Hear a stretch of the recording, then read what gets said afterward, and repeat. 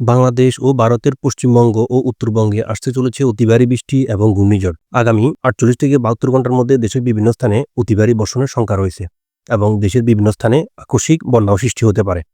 চলুন এই মুহূর্তে আপনাদের আবহাওয়ার সর্বশেষ অবস্থা দেখিয়ে দিই। এই মুহূর্তে যদি আপনাদের আকাশে মেঘের চিত্র দেখিয়ে দিই, দেখতে পাচ্ছেন যে বাংলাদেশের দক্ষিণাঞ্চল, পশ্চিমাঞ্চলের কিছু জেলাতে মেঘে ঢাকা রয়েছে। এছাড়া ভারতের পশ্চিমবঙ্গেও অতি ভারী মেঘে ঢাকা। আর বাংলাদেশের উত্তরাঞ্চলে মেঘ কিছুটা কম পরিলক্ষিত হচ্ছে এই মুহূর্তে। এই মুহূর্তে বৃষ্টির সম্ভাবনা যদি দেখি, এই মুহূর্তে দেখাচ্ছে যে বাংলাদেশের দক্ষিণাঞ্চলে কিছু জেলা, বিশেষ করে বরিশাল, খুলনা, কলাপাড়া, মহেশখালী, টেকনাফ এই সকল অঞ্চলে কিছুটা বৃষ্টিপাত পরিলক্ষিত হচ্ছে। আর ভারতের কলকাতা, খড়গপুর এই সকল অঞ্চলেও মাঝারি থেকে হালকা বৃষ্টি পরিলক্ষিত হচ্ছে। আর ভারতের শিলংয়েও কিছুটা বৃষ্টি দেখা যাচ্ছে এই মুহূর্তের আপডেট অনুসারে। আজ যদি আমরা অন্যান্য সময়গুলো দেখি, আজ দুপুর ২টায় দেখতে পাচ্ছেন যে বাংলাদেশের চট্টগ্রামে বৃষ্টির পরিমাণ অনেকটাই বাড়বে। দক্ষিণাঞ্চলের জেলাগুলোতেও বৃষ্টি দেখা যাচ্ছে, বিশেষ করে ফেনী, কুমিল্লা, নোয়াখালী, বরিশাল, কলাপাড়া, খুলনা, যশোর, ঢাকা এই সকল অঞ্চলেও মাঝারি ধরনের বৃষ্টি থাকছে। রাজশাহীও আংশিক ছিটেফোঁটা বৃষ্টি হতে পারে। আর ভারতের মেহেরপুর, কলকাতা এই সকল অঞ্চলে এবং খড়গপুরেও থাকতে পারে মাঝারি থেকে হালকা ঝিরিঝিরি বৃষ্টি। আর ভারতের উত্তরাঞ্চলে অতি সামান্য ছিটেফোঁটা বৃষ্টির সম্ভাবনা রয়েছে দুপুর ২টার দিকে। যদি আমরা বিকেল ৫টায় দেখি, বিকেল ৫টায় দেখতে পাচ্ছি যে বাংলাদেশের চট্টগ্রাম বিভাগের বিভিন্ন অঞ্চলে বৃষ্টিপাত পরিলক্ষিত হচ্ছে, কোথাও মাঝারি এবং কোথাও হালকা। আর ঢাকাতেও থাকছে বৃষ্টিপাত। আর ভারতের পশ্চিমবঙ্গে তেমন একটা বৃষ্টিপাত পরিলক্ষিত হচ্ছে না। উত্তরাঞ্চলে অতি সামান্য ছিটেফোঁটা বৃষ্টি হতে পারে। যদি আমরা রাত ৮টায় দেখি, রাত ৮টায় সম্পূর্ণ বাংলাদেশ এবং ভারতের পশ্চিমবঙ্গ, উত্তরবঙ্গ পরিষ্কার দেখা যাচ্ছে, তবে শিলচর এবং আইজলে অতি সামান্য ছিটেফোঁটা বৃষ্টির সম্ভাবনা রয়েছে। রাত ১১টায় বাংলাদেশে রাজশাহী, মেহেরপুরে অতি সামান্য ছিটেফোঁটা বৃষ্টি হতে পারে। তবে ভারতের পূর্ণিয়াতে কিছুটা মাঝারি ধরনের বৃষ্টি পরিলক্ষিত হচ্ছে এবং গুয়াহাটিতে অতি সামান্য ছিটেফোঁটা বৃষ্টি হতে পারে। আমরা যদি রাত ২টায় দেখি, যেটি আগামীকাল বুধবার, দেখা যাচ্ছে যে বাংলাদেশে বরিশাল, কলাপাড়া এই সকল অঞ্চলে কিছুটা বৃষ্টিপাত প্রবেশ করবে। আর রাজশাহী বিভাগে অতি সামান্য ছিটেফোঁটা বৃষ্টি, ময়মনসিংহ দেখা যাচ্ছে অতি সামান্য ছিটেফোঁটা বৃষ্টি। আর এছাড়া মালদা, পূর্ণিয়া এই সকল অঞ্চলে হালকা থেকে মাঝারি ধরনের বৃষ্টি পরিলক্ষিত হচ্ছে। গোলপাড়া, গুয়াহাটিতেও থাকছে মাঝারি ধরনের বৃষ্টিপাত রাত ২টার দিকে।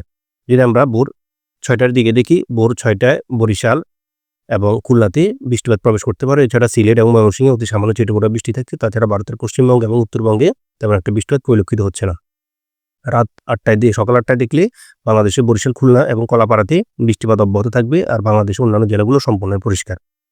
দুপুর ১২টায় বাংলাদেশের বরিশাল, খুলনায় বৃষ্টিপাত তখন দেখা যাচ্ছে। চট্টগ্রাম বিভাগের বিভিন্ন অঞ্চলে বৃষ্টিপাত কিছুটা হতে পারে। আর ভারতের পশ্চিমবঙ্গে আংশিক ছিটেফোঁটা বৃষ্টির সম্ভাবনা রয়েছে। আর আমরা অন্যান্য সময়গুলো যদি দেখি, বিকেল ৩টায় দেখতে পাচ্ছেন যে বাংলাদেশের চট্টগ্রাম বিভাগে বৃষ্টিপাত পরিলক্ষিত হচ্ছে। ভারতের আইজল এবং ত্রিপুরাতে থাকছে মাঝারি ধরনের বৃষ্টিপাত। ঢাকা, খুলনা, বরিশাল, মেহেরপুর, রাজশাহী এই সকল অঞ্চলে অতি সামান্য ছিটেফোঁটা বৃষ্টির সম্ভাবনা রয়েছে। আর এছাড়া ভারতের কলকাতা, শান্তিপুর, খড়গপুর, জামশেদপুর, পলেশ্বর এই সকল অঞ্চলেও হালকা থেকে মাঝারি এবং কোথাও কোথাও কিছুটা ভারী বৃষ্টি হওয়ার সম্ভাবনা দেখা যাচ্ছে। যদি আমরা সন্ধ্যা ৬টায় দেখি, সন্ধ্যা ৬টায় দেখা যাচ্ছে বিক্ষিপ্তভাবে বাংলাদেশে বৃষ্টিপাত পরিলক্ষিত হতে হয়। বিশেষ করে ময়মনসিংহ, কালাই, কুমিল্লা এই সকল অঞ্চলে কিছুটা মাঝারি ধরনের বৃষ্টিপাত পরিলক্ষিত হচ্ছে। আর সামান্য ছিটেফোঁটা বৃষ্টি হতে পারে খুলনা, বরিশাল এবং চট্টগ্রাম বিভাগের অন্যান্য জেলাগুলোতে। আর কলকাতা এবং খড়গপুরেও থাকছে মাঝারি ধরনের বৃষ্টিপাত।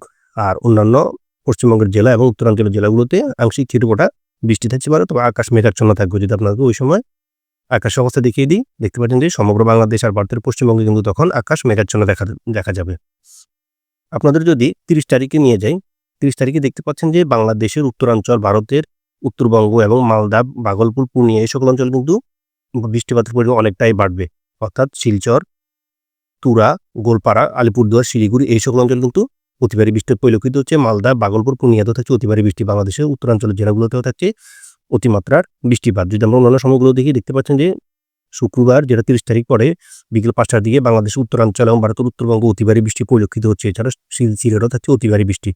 অর্থাৎ ৩০ তারিখ, ৩১ তারিখ যদি দেখতে পাচ্ছেন যে ৩১ তারিখ রাত ১টার মধ্যে ভারতের উত্তরাঞ্চলে কি পরিমাণ অতি ভারী বৃষ্টি পরিলক্ষিত হচ্ছে। আর এর জেরে কিন্তু ভারতের উত্তরবঙ্গে বন্যার একটা সংখ্যা রয়েছে। আর ভারতের উত্তরবঙ্গে বন্যা হওয়া মানে কিন্তু বাংলাদেশের উত্তরাঞ্চলে বন্যার সৃষ্টি হওয়া, কারণ ভারতের উত্তরাঞ্চলের পানিগুলো বাংলাদেশের উত্তরাঞ্চলে প্রবেশ করার ফলে কিন্তু বাংলাদেশের উত্তরাঞ্চলের জেলাগুলোতে আকস্মিক বন্যার সৃষ্টি হতে পারে। এর কারণে নিম্নাঞ্চল যে জেলাগুলো রয়েছে সেগুলো প্লাবিত হতে পারে। সিলেটও বন্যার সম্ভাবনা রয়েছে। অর্থাৎ আগামী ৩০ তারিখ, ৩১ তারিখ এবং ১-২ তারিখ পর্যন্ত কিন্তু দেখতে পাচ্ছেন যে সিলেট এবং বাংলাদেশের অন্যান্য উত্তরের জেলাগুলো বন্যার একটা আশঙ্কা রয়েছে।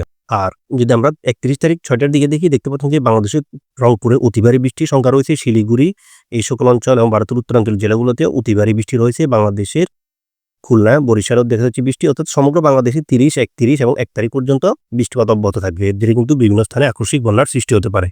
এই মুহূর্তে আপনাদের যদি তাপমাত্রা দেখিয়ে দিই, যে মুহূর্তে তাপমাত্রা দেখি আমরা, এই মুহূর্তে দেখা যাচ্ছে বাংলাদেশের রংপুরে 31 ডিগ্রি, কালাইতে 32, ময়মনসিংহ 30, সিলেট 32, কুমিল্লা 32, ঢাকা 31, রাজশাহী 32, মেহেরপুর 31, খুলনা 31, কলাপাড়া 29, বরিশাল 32, মহেশখালী 29, টেকনাফ 28, চট্টগ্রামে 31 ডিগ্রি এবং কুমিল্লাতে 32 ডিগ্রি তাপমাত্রা পরিলক্ষিত হচ্ছে। আর ভারতের পশ্চিমাঞ্চলে কলকাতা 30, খড়গপুর 29, জামশেদপুর 29, রাঞ্চি 29, ধানবাদ, দেওঘর এই সকল অঞ্চলে 31 ডিগ্রি করে, ভাগলপুরে দেখা যাচ্ছে 32 ডিগ্রি, পূর্ণিয়াতে 31 ডিগ্রি। অপরদিকে ভারতের উত্তরাঞ্চলে শিলিগুড়ি 31, আলিপুরদুয়ার, গোলপাড়া, গুয়াহাটিতে 31 ডিগ্রি করে, তুরা, শিলংয়ে 29 এবং 24 ডিগ্রি, শিলচর 31 এবং আইজলে 30 ডিগ্রি 27 ডিগ্রি তাপমাত্রা পরিলক্ষিত হচ্ছে আজকের সর্বশেষ আপডেট অনুসারে।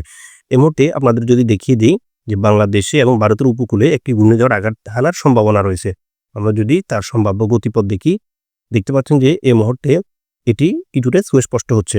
যদি আমরা আগামীকাল বুধবার 28 তারিখ দেখি, 28 তারিখে দেখাচ্ছে এটি অনেকটাই ভারতের ভুবনেশ্বরের দিকে অগ্রসর হচ্ছে, এবং ওই সময় যদি এটি আমরা বায়ুর ঝাপটা সহ গতিবেগ দেখি, বায়ুর ঝাপটা সহ গতিবেগ 66, 67, 69, অর্থাৎ প্রায় 70-এর কাছাকাছি বায়ুর ঝাপটা সহ এর গতিবেগ পরিলক্ষিত হচ্ছে। যদি আমরা বৃহস্পতিবার 29 তারিখ দেখি, এটি কিন্তু আরও অনেকটাই সুস্পষ্ট হচ্ছে এবং এর গতিবেগ কিন্তু অনেকটাই বাড়তেছে। দেখতে পাচ্ছেন যে 79 পর্যন্ত বায়ুর ঝাপটা সহ এর গতিবেগ দেখা যাচ্ছে।